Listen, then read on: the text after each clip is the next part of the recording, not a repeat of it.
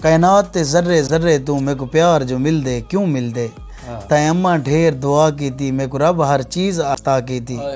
पिछे पेड़ दा छाला पक पौंदे वल थक पौंदे। अल्लाह सोना मेरे सुख भी तेरी झोली पावे। अम्मा मेरे कोलू तेरे दुख बर्दाश्त नहीं थी। हथ बधे हुए डेक चा कमली दे इहा मिन्नत मन परदेस ना मन। अस्सलाम वालेकुम अहमद मजीद भाई। वालेकुम अस्सलाम। क्या हाल है मोहतरम, खैरियत है? ठीक है, ठीक है, अल्लाह तो सलामत रखे। आमीन।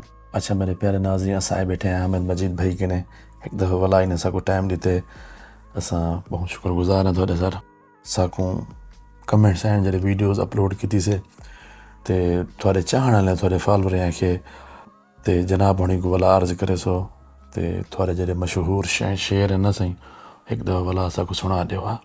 एक गज़ल है कि तेरे रस्ते पागल तक पौंदे वल थक पौंदे। इमें रह रहे हाँ को चक पौंदे वल थक पौंदे। वाह। और नित डर रहंदे बदनामी दा नाकामी दा। हाँ। ई खौफ तू डुस्कियां डक पौंदे वल थक पौंदे। हाँ।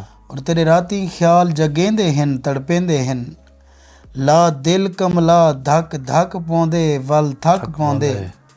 तेरा कैस पहाड़े रुल वेंदे सब भुल वेंदे। पिछे पेड़ दा छाला पक पौंदे वल थक पौंदे।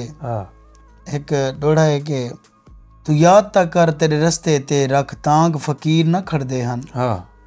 असां ऊंजा तैं कण खड़ थे हैं जित कोई संगसीर न खड़दे हन। और हिन वीर दे वैरी वीर ही था वे बण खंड ते खीर न खड़दे हन। जड़ा हामिद सही है दीद की थी साड़ी आंखें चो नीर न खड़दे हन। ओए होए होए, क्या बात है जनाब, क्या बात। भाई गज़ल दा एक शेर है जी कि हुण न बाही को संदल बनाया वंजे। साकू मुफ्ता न पागल बनाया वंजे। शहर विच मैं मुहब्बत दी बुनियाद हाँ मेरे सीने ते मकतल बनाया वंजे। ओए होए, क्या बात है जनाब, क्या बात है। और एक ये शेर है कि सोना कोई मंजर नहीं लगता।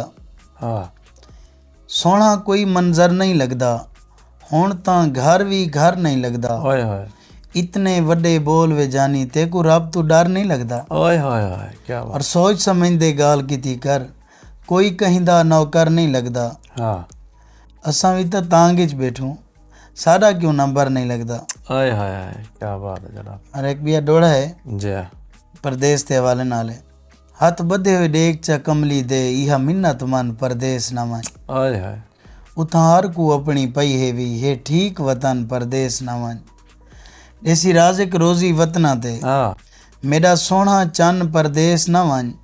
मेरा कौन है हामिद बाज तेरे रावी कैम अमन परदेस न वन। क्या बात है, ऐसा को कलाम ही सुनो हुआ। माँ दी शान दे विच एक जी कथा है कि कौन आखदा है पानी दे नाल पत्थर पाश नहीं थींदे। साडे मुंझे मुंझे चेहरे तों खुशबाश नहीं थींदे। अल्लाह सोना मेरे सुख भी तेरी झोली पावे। अम्मा मेरे कोलू तेरे दुख बर्दाश्त नहीं थींदे। माशाअल्लाह, क्या बात है जनाब, क्या बात।